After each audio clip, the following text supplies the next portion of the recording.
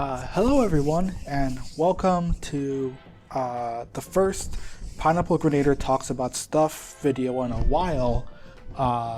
In this video, I'm going to be ranking 50 of my favorite movies of all time. I've wanted to talk about a lot of these films for a while. I have a lot of films to cover, and I can't go super in depth about all of them because there's a lot of films, but also because I'm going to be doing further discussions about a lot of these films in the future, in future videos, because I have a lot to say about them. So I have to cover my bases. I can't spoil everything about these. Important to note that all of these films are films that I like to some degree. So that's gonna maybe be kind of confusing for the first section. I'm going from least favorite to most favorite, so that's gonna make maybe the sort of, like, I guess you could say, the F tier kind of confusing. But enough preamble. Let's get started with, I guess you can say, the F tier, or as I would have rewritten it, guilty pleasures.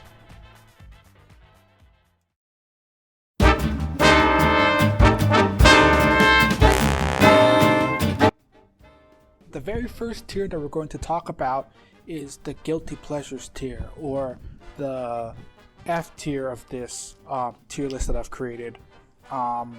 So I guess the very last video of this list is Justice League, which I guess might be a surprise to some people watching this. But yeah, I don't know. I don't have I'm not on this, oh, I'm either a Marvel fanboy or a DC fanboy. I don't know, I just like movies that I like, but I don't pick sides. Though, even though I do like this film, it is like the last on the list, and that's because it's very stinky and very stupid. I don't know, this is like a super flawed movie. It's very much sort of like trying to chase the success of the MCU. I guess in shorter terms, it's sort of like trying to have its cake and eat its too. It kind of falters from having too much setup. I mean too little setup. It doesn't have enough setup for the whole the whole plot of having, constructing, bringing together the Justice League. I don't know, it's kind of I don't think self-righteous is a good word. It may be self-serious. You could say that about a lot of DCEU films, and I don't know, I guess it makes it feel like it gives the impression that it's speaking to something greater than it actually is. You're speaking to a greater message or a greater theme that it actually has. I don't know. I think it's weird. It's like there are movies in this list that I have flaws, that I have issues with, but they either get smaller with time, or I come to understand the reason why those decisions in those films are made. But with Justice League, it's the exact opposite. It's every single time I come to watch the film, it's there's always something kind of annoying that's annoying me. And it's oh, why is this here? Why does this have to be like this? But this is also in my top 15 films, so there's obviously stuff that I like about it. I really like the score. I think it's a really fun superhero film, just classic superhero soundscape. I really digged the sort of the cameos, the musical cameos. They had the 1980s Batman theme, they had the classic Superman theme, they had the recent Wonder Woman theme. The Batman theme was the one I was excited the most about hearing. And then I found out, I don't know, a few years later when I was listening to the soundtrack, that Danny Elfman did the soundtrack for Justice League. And that was pretty cool. It does really feel like it harkens back to that sort of Batman sound. And it's really cool. I really like the soundtrack to Justice League. I'm interested to see how it differs with Hans Zimmer's sound that he's going to create for the Snyder Cut. which I predict is also going to be super duper stinky, but that's a discussion for another day. I like the introduction of the other heroes like Aquaman, the Flash, and Cyborg. I think they set up their characters really well in this film, and I like all the actors in the film portraying those characters. I really love Jason Momoa as Aquaman. He's I don't know, there's not a whole lot of Aquaman actors that I know on the top of my head, but if I knew all of them, I think Jason Momoa would be my favorite, and I like his interpretation of the character, and I hope it sticks around, because I don't know, I just like this Aquaman. It's a really cool Aquaman. Oh yeah, another flaw I forgot. Steppenwolf is super duper lame. He's like the lamest villain in like any superhero film. Like people like have like issue with like, I don't know, like Ultron and like I don't know, I forget what the other ones like. There's like the Dark Elves from the Thor movie or whatever, but like, I don't know, Steppenwolf doesn't do anything cool in Justice League, and it annoys me. But I don't know, I was talking about things I like. But yeah, Justice League is the next film on this, like the first film on this list. The next film, which in retrospect I don't think it should be this low, but the next film is West Side Story, and I don't think it should be this lower. If I could make this tier list again, I would totally make it like the top of this part. I think the reason why I put it so low is because of all like the brown face. There is a lot of brown face. I think this film is unintentionally racist. And I mean that I don't think the filmmakers and the writers were going into the film with any sort of malice. I think it's more of a case of sort of like, I know a bit about Puerto Rican culture. I think I can just wing it. And I don't know, I think it kind of comes off as sort of ignorant, I think. I'm curious if this is a reading that other people have of this film, because when I watched the film, I was watching it in the context of about race. I was watching it in the context of race.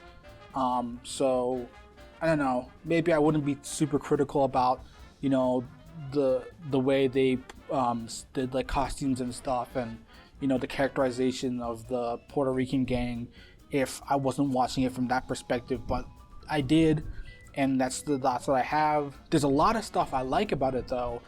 The dialogue is really unique and really cool. I don't know, it's like I've never heard anything like it. All the characters sound really cool. The music is great. It's all really like kind of chaotic and frantic, but in a way that sounds really listenable. I think the biggest thing that represents the duality of how I feel about this film is the America song. The America song sounds just really good, but like the characterization of the Puerto Ricans and the lyrics is kind of mean-spirited in a way that I don't think I don't think it's warranted. I have a lot more to say about the film in a future video, but I don't know. I like West Side Story. It's a musical that I like, but I also think it's super flawed. I definitely have a lot more to say about it in the future. The next film in this list, in this tier, is Scoob. I think this is probably would be weird for some people to hear, but I think it probably might be my favorite Scooby-Doo film, simply because it's just very different. You know, Scoob has done Hanna-Barbera crossovers in the past in his history, but I don't think it's been to this extent and to this much of a focus outside of maybe like Laugh Olympics or something. But I don't know, I think the idea of like a cartoon cinematic universe is really cool, and I think that's the thing that sold me on this film a lot. Like the idea of them like constructing a reason why all these characters are coming together. It's a really fun idea, and it's one I really like a lot. But I don't know, it's in the bottom tier, so there's obviously like some flaws with it. I just think the whole like it's kind of the same issue with Justice League, where it's like it's kind of biting off more than it can chew. It's set up a lot of stuff. It brings in a lot of elements. I mean, I think some people kind of sell it too short and think of it as sort of like just like a simple kids movie, but I think like well, I mean, it is a simple kids movie, but I mean, like, there's a lot of stuff going on, and there's a lot of not just like IP elements, like different franchises in it, but also just like different themes. Different characters have different sort of progressions going on, and there's just kind of a lot of stuff going on in it that like nothing really gets developed really. Like, for example, okay, so Dick Dastardly is the main villain, but there's like literally no wacky racist elements that sort of like enhance it. Like it's a crossover in name only, really. And I think that's kind of a shame, because I feel like there's a lot of more interesting stuff that you could do with like a Hanna-Barbera crossover than just have the characters come together. You know what I mean? And I don't know. I think that's kind of it's a shame. I hope that like the critical reception of the movie doesn't deter them from continuing with the cinematic universe element, because I don't know, despite like, you know, the supposed failure of these cinematic universes, I think the concept is fun, and I want to see more franchises try and do cool stuff with it. I really love the animation. The animation is really good. Warner Animation Group has a lot of really great stuff. As of this recording, the Tom and Jerry movie hasn't come out yet, but that looks really good. Obviously, you have like everything from the Lego Movie. Storks and Smallfoot have some really great visual design. I don't know. No one talks about Warner Brother animation stuff. It's weird because it's all Warner Brothers. But yeah, Scoob has some really great animation. It has a really good, really great soundtrack. Like, it has no reason having like this like really weird, super hybrid like soundtrack. It's weird. It's kind of like doing what Spider-Verse is doing, where it mashes sort of like this sort of like contemporary hip hop sort of sound with the not just like the classic theatrical cinematic sound, but also like classic Scooby-Doo soundscape. I don't know, it just sounds really cool, especially like everything that involves Blue Falcon and Dick Dastardly. That's where all the contemporary like electro hip hop stuff comes in. I don't know, it just sounds really cool. And obviously like the cinematic universe aspect. It's a fun film. I just think it could have been something more. And that might be like sort of the theme for the next two films.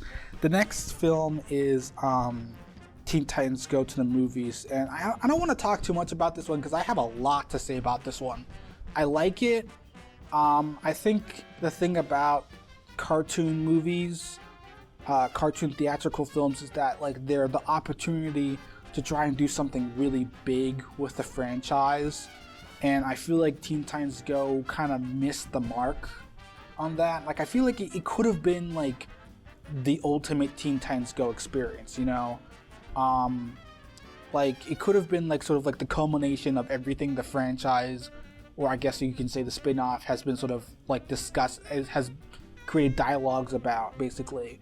And I also think it's a shame because it also could have been like the one superhero film to criticize or like parody like contemporary superhero films without it being like kind of like a weird spoof movie, like, you know, like those like weird movies we got in the early 2000s, like the Day movie, the Epic movie, the superhero, like all those like really cheap like knockoff spoof films that are kind of like low quality.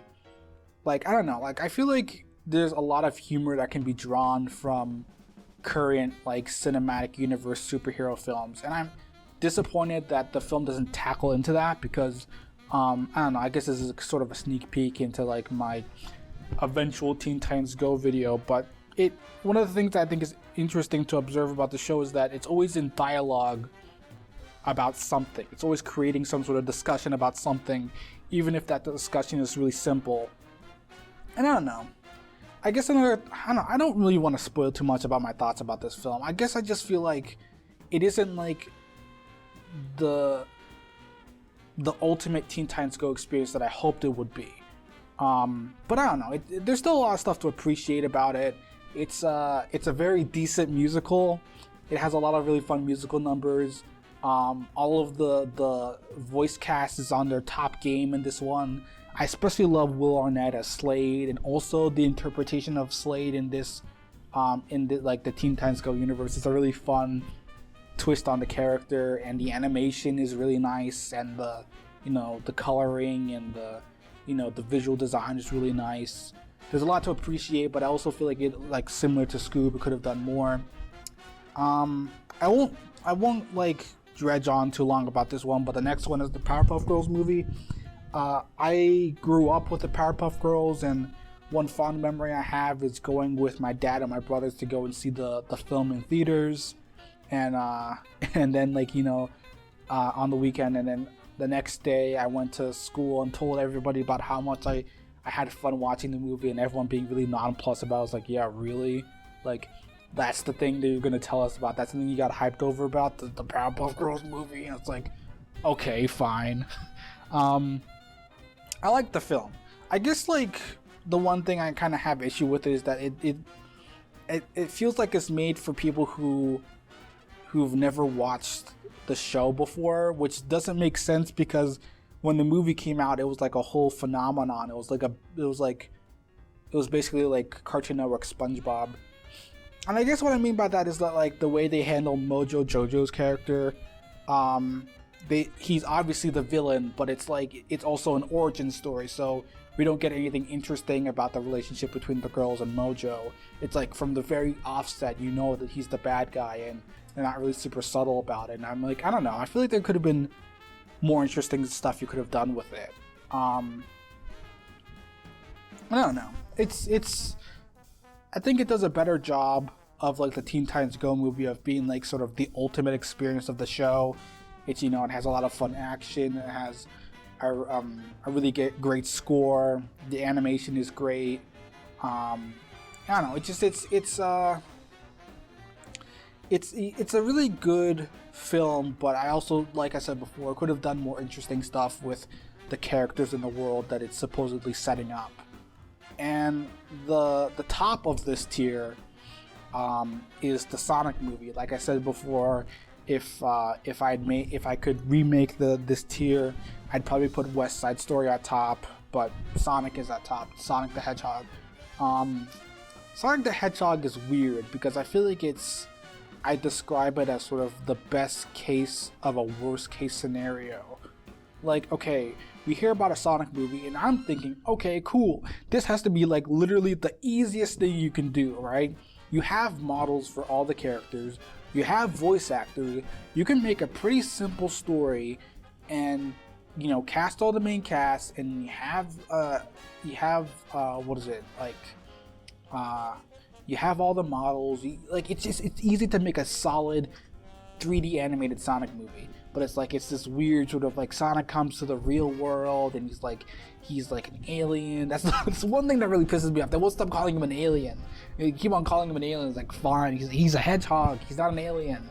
I've been rewatching the Transformers movie and they do it ad nauseum, and I guess Transformers are aliens, but that doesn't stop it being annoying. But I don't know. I mean, it's like the Smurfs or Garfield or Alvin and the Chipmunks. Like, you think about that, but it's like at the same time, it's like they get the character of Sonic really well. It's an interesting interpretation. It's Sonic before he becomes Sonic, before we know him as like this super confident blue blur. He's lonely. He's insecure. And he sort of gets to build up to being eventually what we know him as, Sonic. I think who they got to play as Sonic fits really well. Good grief, I'm always really bad with like celebrity names, and like I know him because he plays characters in DuckTales and Rise of the TMNT, but I'm just like I'm Ben Schwartz. Ben Schwartz does a really good job as Sonic. He stands up with like all like the best voice actors. He does a really good job as Sonic. He captures the character, and Jim Carrey as Robotnik also does a really good job. Yeah, I think it's really fun. I think if I had to like pick really like one flaw, I kind of disappointed that like the soundtrack is kind of not all that great. I don't know. I mean, it's not like bad, but it's kind of unmemorable, which is weird because Sonic usually has really great music. I'm not expecting him to do like remixes and stuff. I'm just thinking like, I don't know, just something a little bit more interesting, like kind of a different vibe. I do like Robotnik's theme only because it's very similar to the Adventures of Sonic the Hedgehog Robotnik theme. But yeah, that's all I have to say about Sonic, and that's all I have to say about the bottom tier, which is the guilty pleasures. And so the next tier is gonna be sort of, I guess it would be like an E tier, right? Yeah, it would be E tier, and that's gonna be like the decent movies section.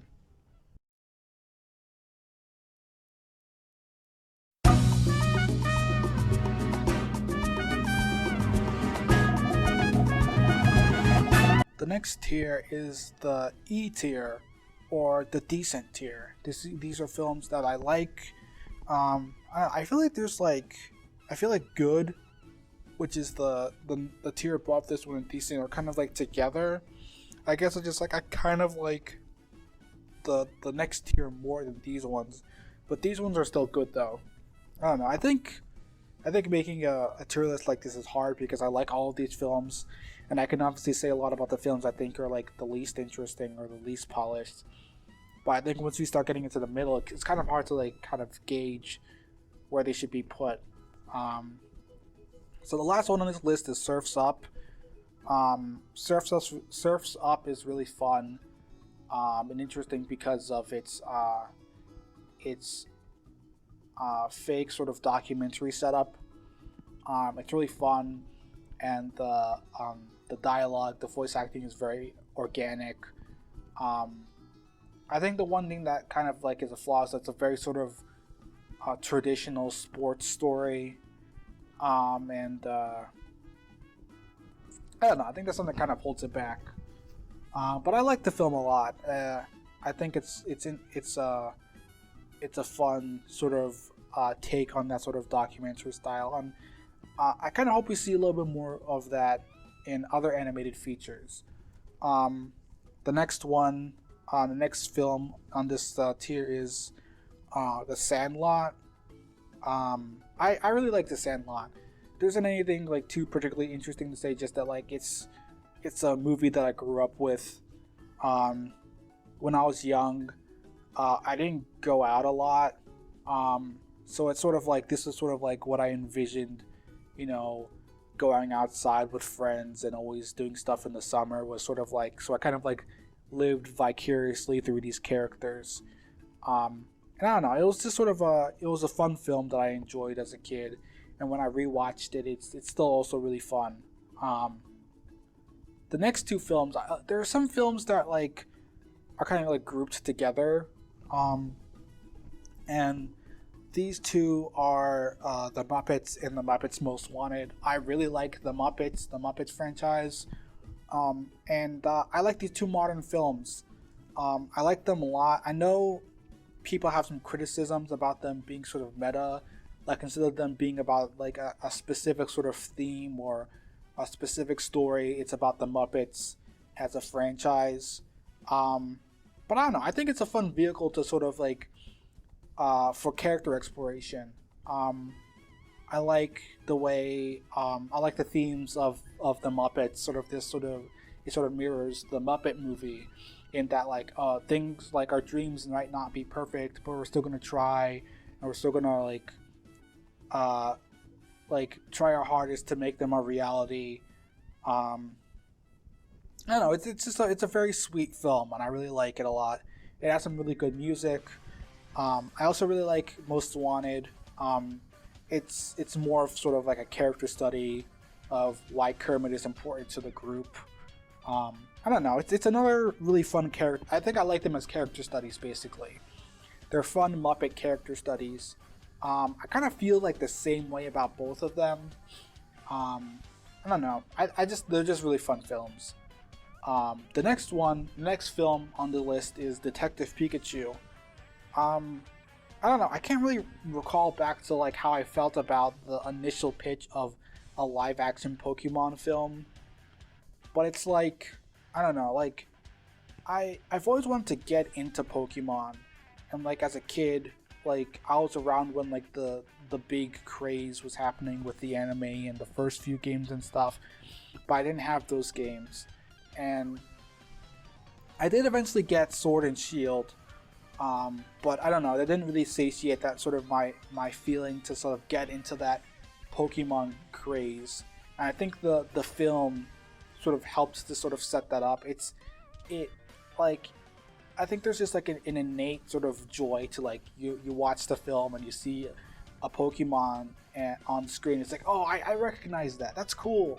And it's just sort of fun to see how they interpret it with like its design and how they decide to voice the Pokemon and stuff. I really like the style of the film, not just like the way they rendered the Pokemon, but also just sort of like the cyberpunk noir sort of style for the film. I don't know. It's really fun. I like Ryan Reynolds as Detective Pikachu, though I feel like he's kind of like in the sort of live action mascot, CGI mascot school of just saying a bunch of stuff and just animating that. I don't know. It's like it's very interesting for the like it's a very interesting way of acting for these characters, and I don't know. I guess maybe interesting, maybe like I don't want to say annoying. That's kind of mean-spirited. Similar to some of my other, I think you'll kind of hear this a lot. I kind of wish it had more interesting soundtrack. There's some fun compositions. One I can notably think to myself is the one bit where Pikachu's fighting Mewtwo. I really liked that piece of music, and there's a really fun Pokemon theme remix for the credits. There's another like song that was made for the movie that I liked a lot, but I haven't been able to find anywhere. But I don't know, I liked it a lot. It's a fun film. Next film is Birds of Prey. This one's interesting because I actually got to watch it early for free. There was my gaming club at my college had a thing where like they got tickets. Basically, anybody who wanted to go could go and watch Birds of Prey for free. Like I don't know, like a week or two, like 2 weeks early, and it was really cool. And there was a whole bunch of people there who also got a part of the deal, and there's like a few people who were cosplaying as Harley Quinn and stuff. It was a fun time, and I think what helped me also really enjoy the film was that I wasn't really paying attention. Like, it wasn't that like I didn't really care about the film. It was just sort of like, I don't know. I mean, I obviously didn't think too highly of Suicide Squad, so I didn't really know what to think about this film. It was just kind of like, I don't know. I also wasn't really like, I don't know. I like Harley Quinn as a character, but like, I'm not like super hyped about the character, and so like, for me, it's like the big question was like, what's the purpose of the character now that she's separated from the Joker, right? What does she have to offer in the pantheon of DC, right? Like, like the big, like, what does she do? What's her deal? Like, I always just see her with like a mallet or a baseball bat, and I'm like, I don't know, that's kind of boring, right? Like, you have all these cool heroes and villains, and like you're just like someone who's like dressed in like punk fashion and has a baseball bat. Like, I don't know. That doesn't seem very interesting. Like, I don't know, sometimes you hold a gun. Like, I don't know, that seems kind of boring. But, I don't know, I think the thing that I can say that I appreciate the most is that it sells me on the character of Harley Quinn. Like, I'm not saying I hated the character, I just wasn't like, I don't know, I wasn't in love with the character, you know? And it's just, it's a fun movie. I really love I love like the action scenes, the fight scenes. They're very clear. They're very well choreographed. Like, I think that's one thing I've always kind of like, a pet peeve of mine with action movies. I like action movies. Is like very unclear, visually confusing fight scenes, like with like a lot of shaky cam to give the illusion of like a really intense fight, when in reality it's just like it might be actually masking a lot of limitations with the way they shot the fight scene or whatever. But I don't know, they just had a lot of really interesting fights. Harley's always pulling all these really interesting weapons with her and stuff, and there's a lot of really inventive fights, especially the one in the jail. That one was fun. I don't know. Oh man, I forgot the music. I love the soundtrack to Birds of Prey. It's a great soundtrack. I don't know, it's very fun. It's very grungy and chaotic. It fits the theme. I don't know, I like the film a lot. It's definitely up there with like the best of the recent DC films.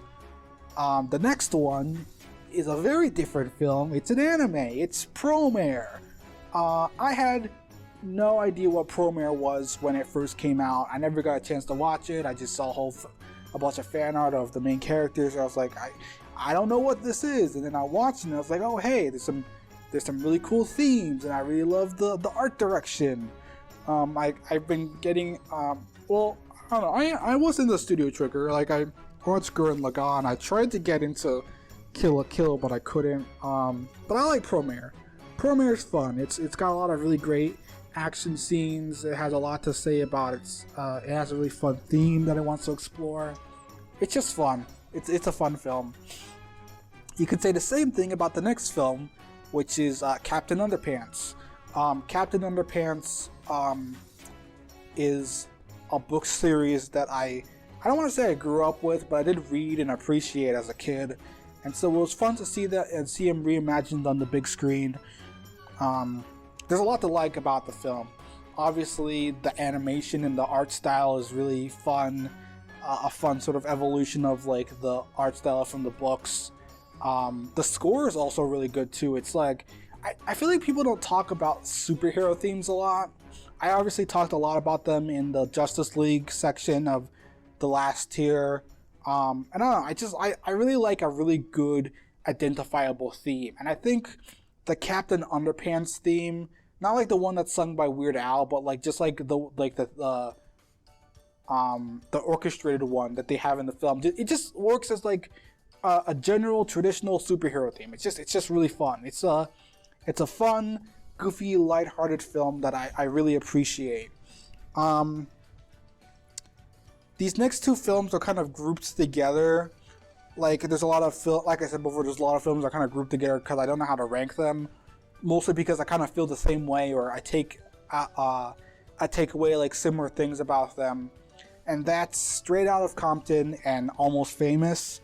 I think I like them mostly because like they're inspirations for projects that I'm working on, stories that I want to write, and I basically had I just had this drive to create after watching both of the films. I just really liked both of the films. I really liked Straight Outta Compton. I don't have a history with the band that's featured in Straight Outta Compton, but I just found the story very captivating. I could say the same thing about Almost Famous. I just really liked the film. They're just really good films that inspired me to create, and I liked them a lot. The next film is Yesterday. Yesterday is when you think about it, is kind of silly in its concept. Like, I don't know. I feel like you kind of have to suspend your disbelief or have some sort of attachment to the Beatles to sort of get into this film. I like the Beatles music. I'm not like an Uber fan or something, but I like their music. I like their songs. I feel like if you're not super interested in the Beatles, or like you just like you hate them or you meme on them, your suspension of disbelief is kind of broken. Like the whole conceit of the film is that like basically the main character gets put in this alternate universe where the Beatles never existed, so he gets to take credit for basically all their songs. And I think that's a really, really fun setup. As a kid, I used to think to myself, what would happen if Pokemon never existed and I got to pitch that? You know, what details would I get wrong, and what details would I get right, and how would the pitch go, and would I be able to sell the franchise even though I never made it? And that's a thought experiment that I've thought about in the past. And this film explores that, basically the idea of like, how can you sell something that you've never been like, how do you like gain inspiration for something that you didn't create? I don't know, it's interesting. It's interesting stuff to think about. I feel like I probably would have put this lower because I feel like it suffers a lot of the same issues as Surf's Up. It's like outside of the interesting premise, it's like it's also kind of wrapped in a kind of a generic love story. I don't know, this whole tier is kind of weird. Like, I don't know how to feel about a lot of these films. Like, they're all films that I like, but I don't know how to rank them because they're all kind of like, they're just like decent films, especially like the basically like the top of this list. I put The Nightmare Before Christmas on top, and I kind of don't know why. It's a good film. I know a lot of people consider it a Halloween film, and it obviously is, but I like to look at it as a Christmas film. I don't know, it's fun. I love the score. I love the story, the setup. I love the character of Jack. This dynamic of this sort of like this unintentionally troublemaking character who means well. I like his dynamic with Oogie Boogie, where you have a villain who's like viscerally scared of the main protagonist. I think that's a really cool concept. There's a lot to appreciate about Nightmare Before Christmas. I just don't know how to rank it amongst the rest of this stuff, because I don't know, I like all this stuff too. I just don't know how to rank it. It's yeah, this section is really tricky. I think I'm just gonna jump straight into the next tier. The next tier is the good tier, which this would probably be the C tier. The last two, like I said before, it's hard to rank some of these films because they're just like, I like them. A lot of these I don't have a whole lot of flaws with. I just like them. The last two are, I believe, My Hero One's Justice, Two Heroes. Or is it Hero? No, it's Heroes Rising. Yeah, Heroes Rising, and Dragon Ball Z Super, or is it It's Dragon Ball Super Broly. I don't know, they're just crazy, stupid anime films. They're just crazy and they're stupid and they're crazy. I like them. They're just like, I don't know. I think there's a reason for Broly to be down here. It's kind of really light on story. A good chunk of the first act is just like, telling us stuff we already know about the Dragon Ball story. But once that gets going, it's just like a big showcase of fun, exciting animated fight scenes. I remember feeling the special effects didn't gel well with the 2D drawn animation, but outside of that, I thought the film was really fun. I kind of feel a little bit of the same way about My Hero, but just I like it more. I like My Hero Academia, and this film is sort of like, it's just crazy. It's like the students are on their own. They have to do everything on their own. And there's these big bad guys. They're like, we gotta grab these little kids, and then we're gonna make a new society because we live in a society. It's I don't know. It's crazy. All this crazy stuff happens in this film, and I like it because it's crazy and stupid and crazy. The next film. I really wanted to have an MCU film in this ranking, but to be perfectly frank, I can't really say that like a lot of MCU films are my favorite. I don't know, the way that the film series is structured, they feel like chapters in like a book series. So it's like you can't just say I really like this book or like this book in the series, because it's like, I mean you can, but it's like, I don't know, it's like it feels weird because you're saying that you like something that's the favorite, that's a piece of a greater whole, you know? Like, I kind of like the Infinity Saga as a collective, but it's hard for me to pick out films that I like on their own. And I was gonna say like stuff like some of the Avenger films, but it's like, I feel like that's just a given. They're like they're the best part of the Infinity Saga, you know, because that's the time where we get to see all the characters come together and stuff. So I don't know, that felt like kind of cheating. So I had to think really hard about a film I really, really liked. And I think I really like Far From Home. I like Spider-Man Far From Home. I like the character study of Peter and, you know, not necessarily really enjoying being Spider-Man. I like how they handled Mysterio. Once again, I really like the score. I believe the composer is the same guy who did The Incredibles. And he just has there's a lot of really great themes. I really like the Mysterio theme. I like a lot of the iterations on the MCU Spider-Man theme. I don't know. There's some really great stuff in here. I like a lot. The next two are kind of musical related.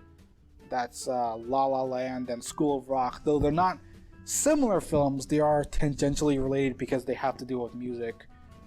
School of Rock is fun. It's Jack Black on top form. It's a fun story. It's just a fun film. And Jack Black kind of carries the whole entire thing. He embodies the energy of the film, and it just makes it something that you have a hard time hating. You like it a lot. La La Land is sort of in the same vein as Straight Outta Compton and Almost Famous, where like it's a film that it's very inspiring and sort of drives you to create. It's a really pleasant film that I like a lot. I like the music.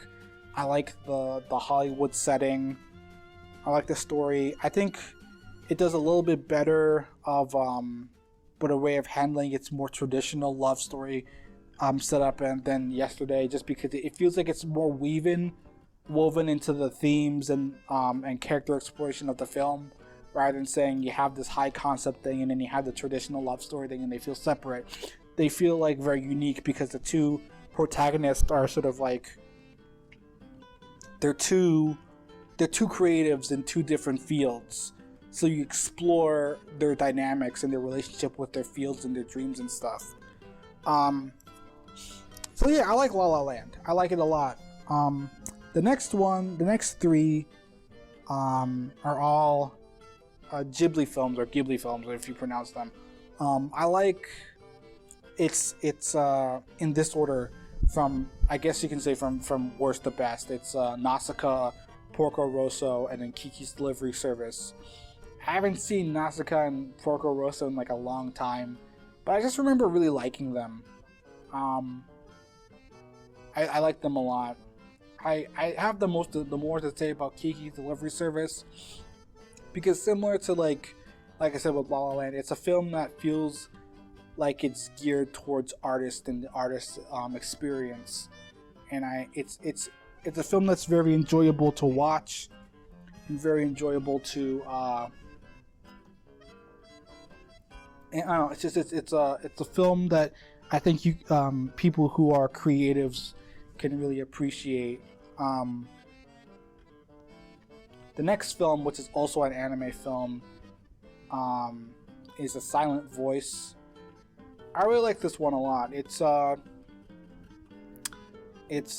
I think you'll appreciate the film if you've ever had any issues with bullying or are sensitive to stuff like that, or people who have anxiety.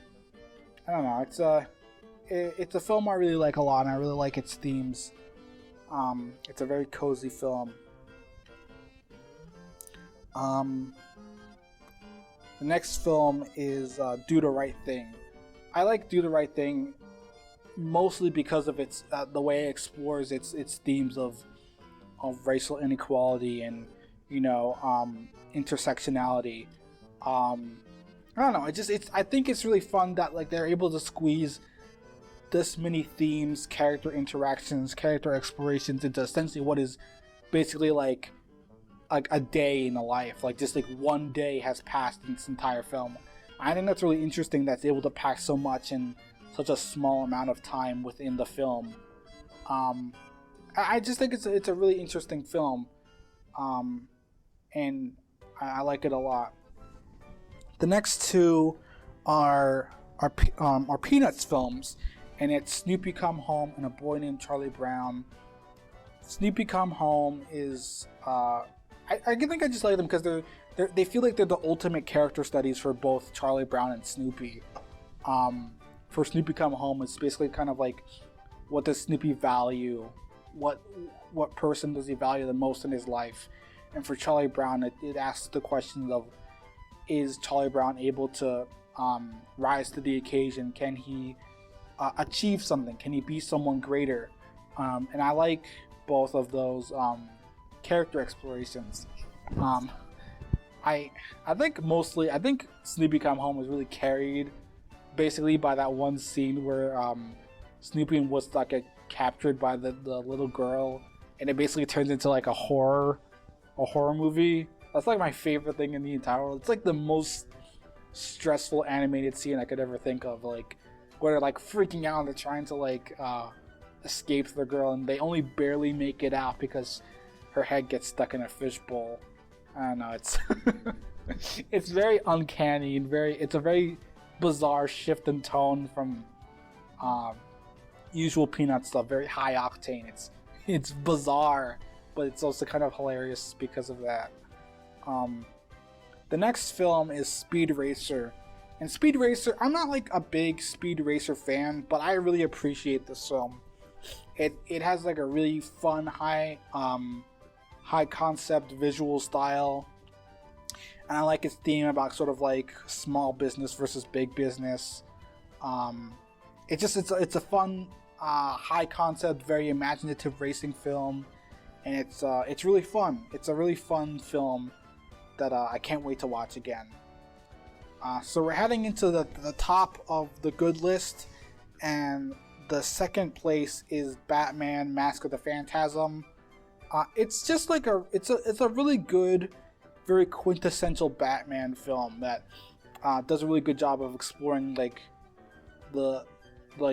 ethos of the Batman character and exploring what would it be like if Batman was afforded happiness, basically. It's a really great film that sort of expands on the themes that the show was going with, and I enjoyed it a lot. It's a really good Batman film. I think I'm still kind of going through most of the Batman films, but I'd probably say it's probably my favorite Batman film. And the top place in the C tier is Fantasia. I really like Fantasia. I love the music choices that they've picked, and it's just a very cozy film. I have memories of when I was in college, in one of the colleges I attended, and I just kind of just put it on. It was on Netflix, and I put it on, and I was just doing my project while listening to all this classical music. There's some really great sections. I love the Rite of Spring with the dinosaurs, and I obviously like the Sorcerer's Apprentice. Those are my two favorite sections. That's basically the good tier. I think, you know what? Yeah, I think I'll just go straight into great tier before I finish off the recording for this section. So the last one on the great tier is Hobbs and Shaw. This summer I watched the Fast and the Furious, and I really loved the films. I really love the Fast and the Furious films. They're just really fun, goofy action films. I love action films, and if I decide to make this list longer, I'd probably put most of the Fast and Furious films, but Hobbs and Shaw is basically like a stand-in for the entire Fast and Furious franchise. Though I like Hobbs and Shaw too. I think those characters specifically are really fun, and they're really fun pairing. They bounce off of each other really well. It's a fun, I guess you could say it's a buddy cop film, but it's more of like a buddy cop criminal film. The next one is Shrek 2. I don't know, I like... Gee whiz, I remember nothing about Shrek the Third, but I like most Shrek films. I just think 2 is like... For a while when I was a kid, it was like my favorite film. It was just kind of fun and super exciting. Obviously, it's fun because it feels bigger. The characters are out of their element. I like the sort of the Los Angeles theming of Far, Far Away. It has really fun music choices, pop music choices, and also has a fun score. It's just a really great film. I'm sure there's been a ton of people who've sung its praises, and yeah, I like Shrek 2. The next one is Kung Fu Panda 2, but it's also in a similar situation as Hobbs and Shaw, where I'm using it as a stand-in for all of the Kung Fu Panda films. I didn't want to do all three, so I just picked the one that I thought was kind of the best. I don't really feel like 2 is the best. Everyone says 2 is the best, but I really like all three of them.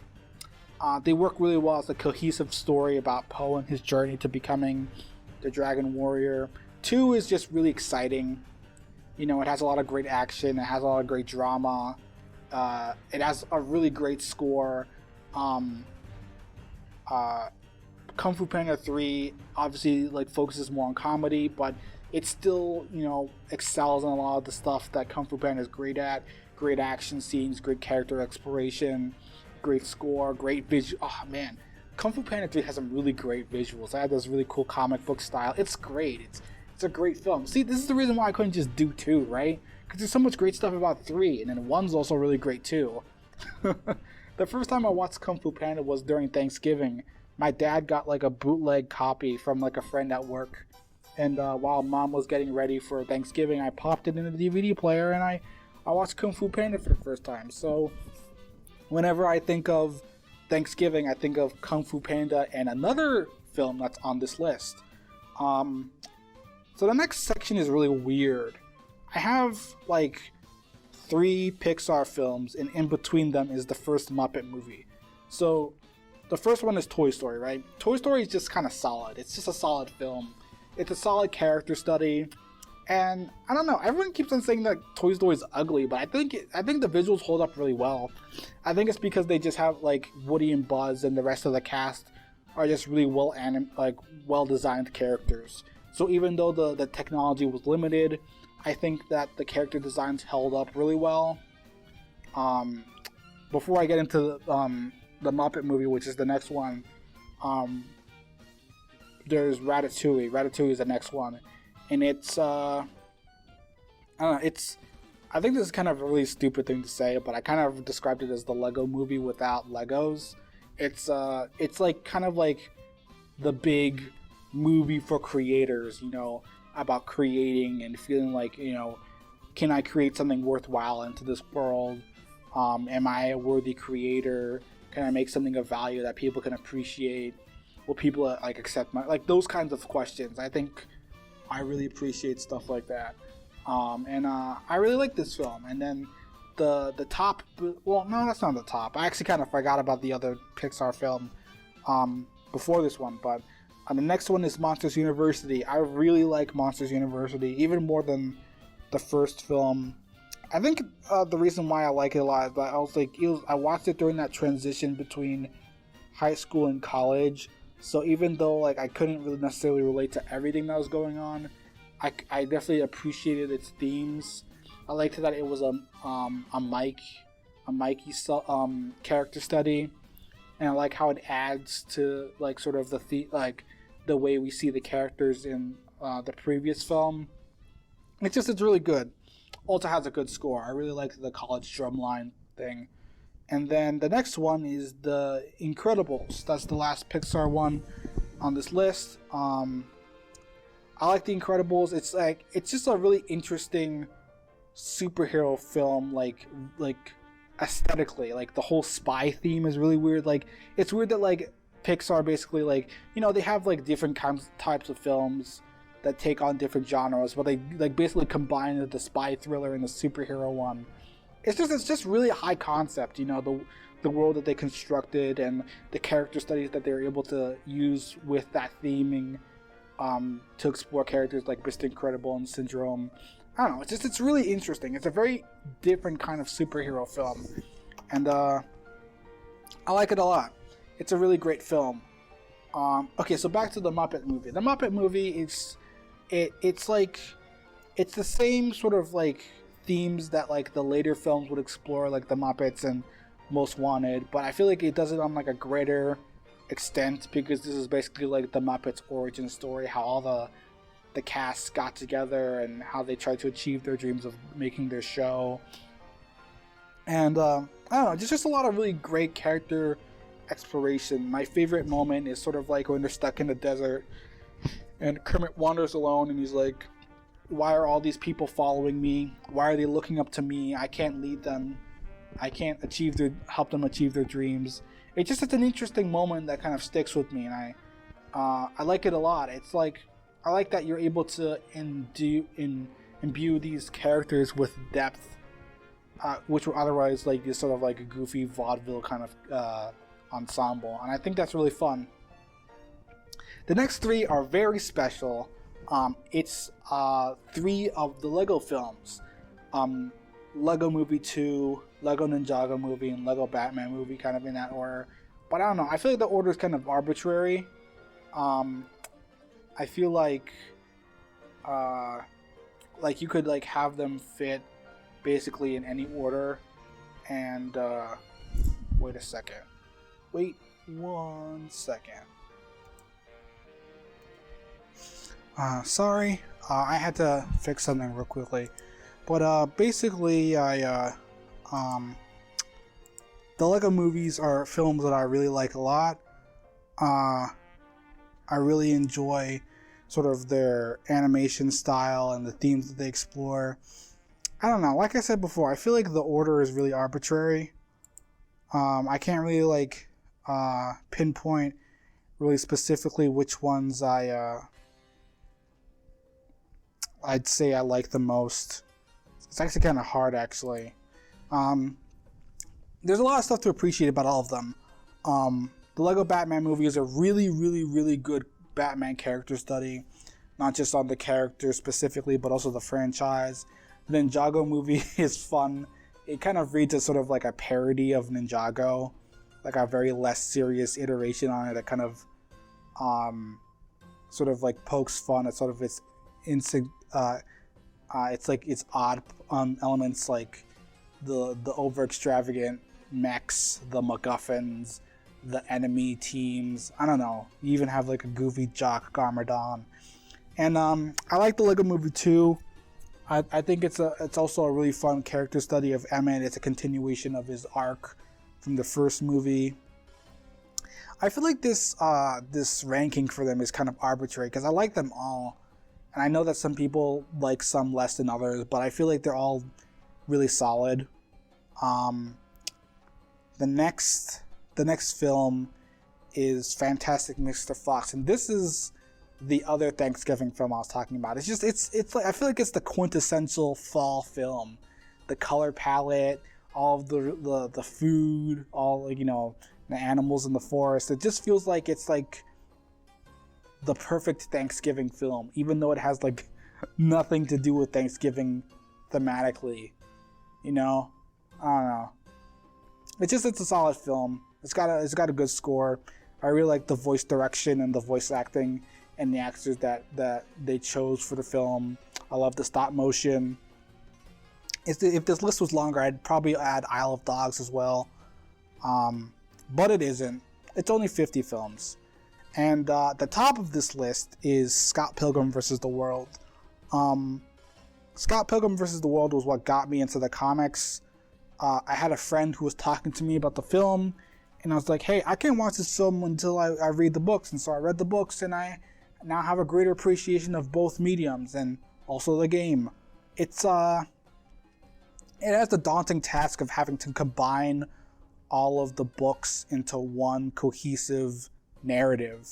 And I think it does a decent job, especially since the last book was in development while this film was being developed. And I think because of that, it's interesting to see how the film and the book iterate on its central themes. It has a great score. It has a really fun sense of humor. There's really fun voice act. I was really unsure about Michael Cera as Scott, but the more I watched the film, the more I really came to appreciate his interpretation of the character. There aren't too many actor choices that I disagree with. There are a few, but I'll talk about that when I talk about the film. But I don't know. I just really like this film. I really appreciate it, and it's definitely up on my top. And the next tiers are where things get really crazy. Yeah, let's do it.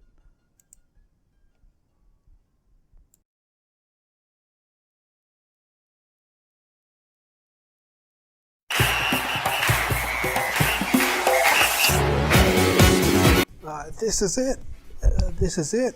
This is the second to last tier. So if decent was E, good was D, and great was C, then this one would be B. Even though I have an S plus tier, and this would, in my mind, would be S tier, then I guess it would probably go S plus S, A, B, C, D. So I guess Guilty Pleasures would more be D instead of F. But never mind that. Never semantics. This is the second place tier, and it only has one film, and it's Spider-Man Into the Spider-Verse. I don't have any flaws with this one. It's just like literally like almost like a perfect film. It's a really good character study. It reintroduces the character of Miles Morales. I had to write a paper about Into the Spider-Verse from an Afrofuturist perspective, which I'd like to turn into a video in the future. But I have a greater appreciation for this film. It's really solid. It has a really great animation style. It has really great voice acting. I guess I like it because it's hard to explain, because I feel like everything that's been said about Spider-Verse has already been said. And the main reason why it isn't at the top is, interestingly, I just don't have a big connection to it. It's a weird thing to say, but I don't know. I felt like maybe I got everyone else's thoughts before I really got a chance to really appreciate it on my own. That's the difference between this film and the next films that are in the top tier. But I don't know. Even though I don't have an emotional, personal connection to the film, I still appreciate its achievements. I think the big thing, even just thinking about it right now, literally as I'm saying this, I think it's the thing I appreciate the most is that it feels like it grounds Spider-Man, the concept of Spider-Man. I feel like he's too grand, I feel like Spider-Man's supposed to be this very down to earth, very he's a people person. He fights for the little guy, but every interpretation, video game, comics, TV, and film always present him as this much more grander, larger than life guy. Not just in the characterization, but also in the way, in the visual design of the character, and in especially the score. But this one feels like it grounds the character, especially with its theme about anybody can be a hero, anybody can wear the mask. I don't know. I think that's something I appreciate. You know what I mean? I like it. I'm glad it has an influence on the way we perceive Miles. I think I like that hip-hop is starting to integrate itself more into the Spider-Man brand. I kind of wish it wasn't just associated with Miles. I think hip-hop works really well with Spider-Man in general. But yeah, it has an amazing score. It has amazing visuals. It has great actors behind it. It has a really great message. I really like Spider-Verse. The only thing that's holding it back is I don't really have an emotional connection with it. Okay, so now this is the top tier. These are the big kahunas. These are the top 3 of my most favorite films of all time. And the third favorite is the Peanuts movie. I really, really like the Peanuts movie a lot. I grew up with Peanuts, not just the films, but the comics. So I have a lot of the attachment to the Charlie Brown character, and I really like the film. I feel like it's tied with A Boy Named Charlie Brown as kind of the ultimate character study. I feel like if A Boy Named Charlie Brown is testing the limits of the character, the Peanuts movie is sort of telling us what we appreciate about the character. It's sort of Charlie Brown in top form, especially since he gets the win in the end, it's kind of the Charlie Brown at his best. You get to see how much of a kind person he is. And the story itself is simple, but I think it's just carried by the core of the character. And obviously it has a really great animation style that harkens back to the old specials. I like it a lot. I really like this film, and I really like what it provides for the character, what it contributes to the character and the character's legacy, and not just the character's legacy, but the comics legacy as well. The second favorite film, man, this really bugs the heck out of me, but it's the Angry Birds movie. But in my tier list, I accidentally used the poster for the second film, which everyone loves, but I'm not really into. So it looks like I have the Angry Birds 2 on there when it's supposed to be the Angry Birds, the first one. The first one is good. I'm not really into the second one. I don't hate it, but it's that's not the point. It's not the point. I like the first film. This one is kind of carried by its sentiment to me. basically it's kind of like, I don't know, I had a rough time in, I don't know, maybe I shouldn't even talk about that. Basically, like, I just was feeling kind of down in the dumps, and, you know, I had a decision between I could go to this social function all by myself, or I could do something that I want to do by myself. And I decided to go and watch the Angry Birds movie. And I guess in that instance, I kind of related to the character of Red, because he feels like he's all alone and no one believes in him. Back then, I was a pretty big Angry Birds fan. I mean, I like Angry Birds now, but I really liked the games back then. And so, like, I really liked the way they interpreted the games in this film.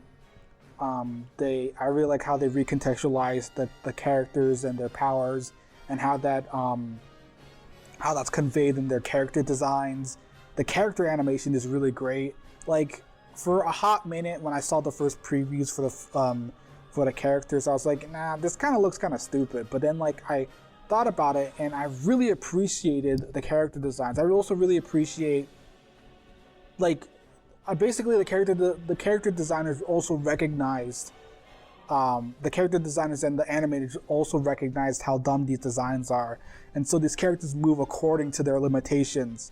None of these characters are very athletic or very fast, so they're always like stumbling and running around with their very stubby limbs.